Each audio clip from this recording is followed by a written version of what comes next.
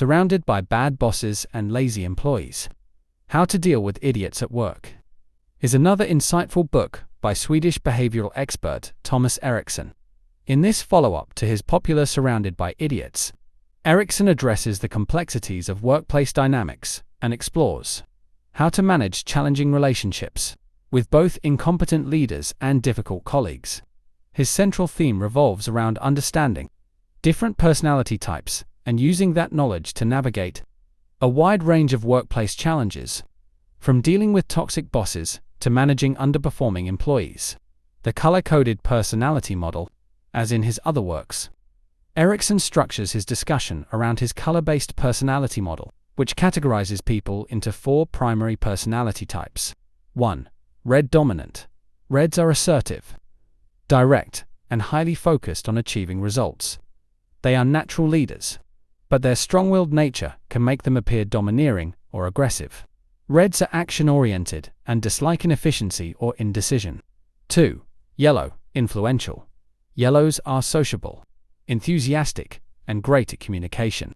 They bring creativity and energy to the workplace, but their focus on relationships and fun can make them appear disorganized or unreliable when it comes to detail-oriented tasks. 3. Green stable. Greens are calm, supportive, and value cooperation. They work well in teams and strive to maintain harmony in the workplace. However, their reluctance to engage in confrontation or deal with conflict can sometimes lead to issues being unresolved. 4. Blue. Analytical blues are meticulous, detail-oriented, and focused on structure. They excel in planning and organizing, but can struggle with spontaneity and may appear overly critical or inflexible. This model forms the backbone of Erikson's approach to understanding workplace interactions.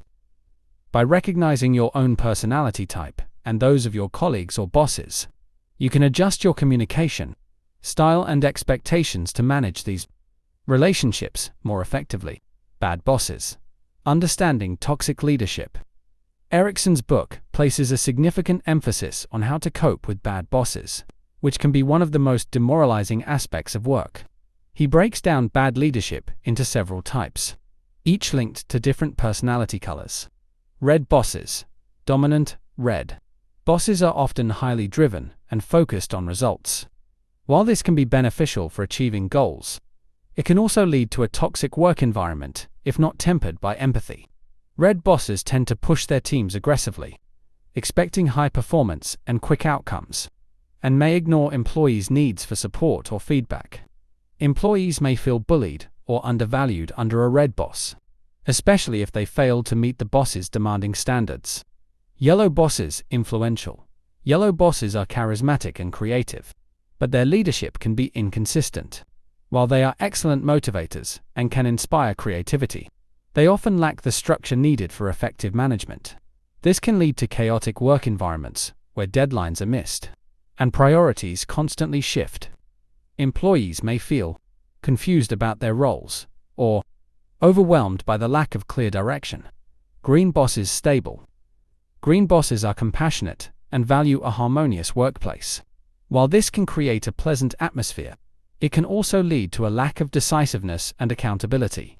Green bosses may avoid making tough decisions or addressing performance issues because they fear confrontation, resulting in frustration among employees who feel that problems are not being addressed.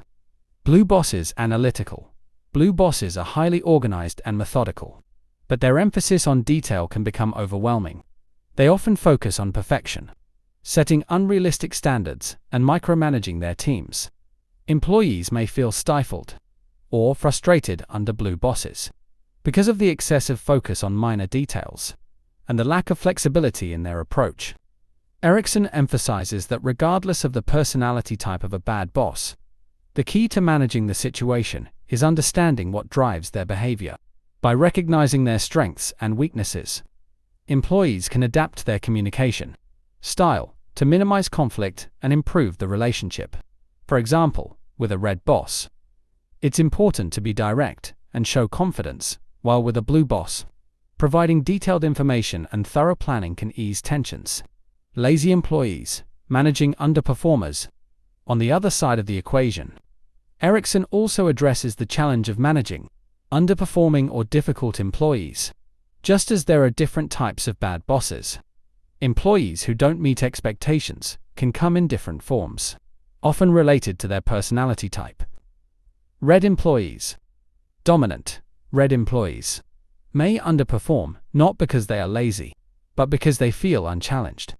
If they believe their talents are not being utilized, or they don't see opportunities for advancement, they may become disengaged.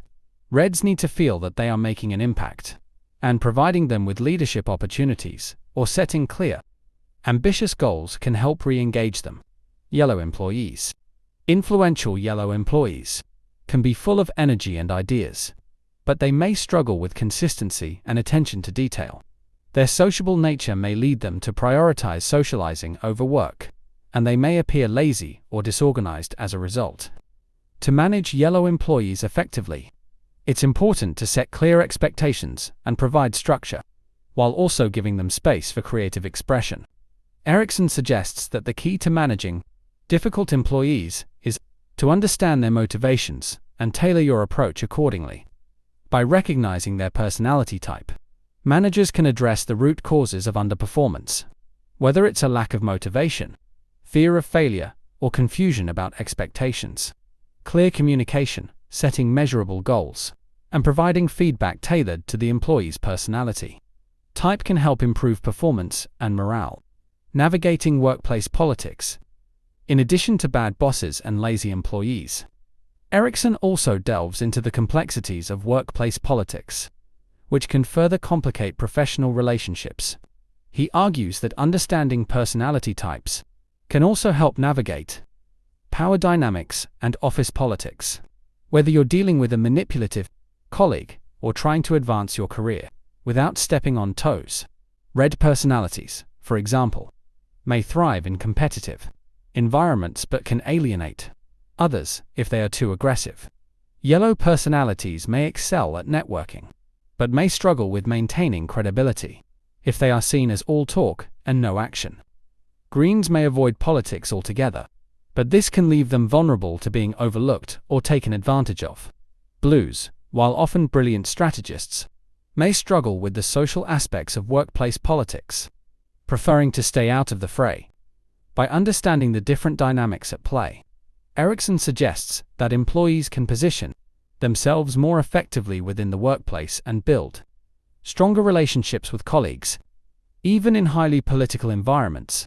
Conclusion: Surrounded by bad bosses and lazy employees offers a practical guide to navigating the challenges of the modern workplace.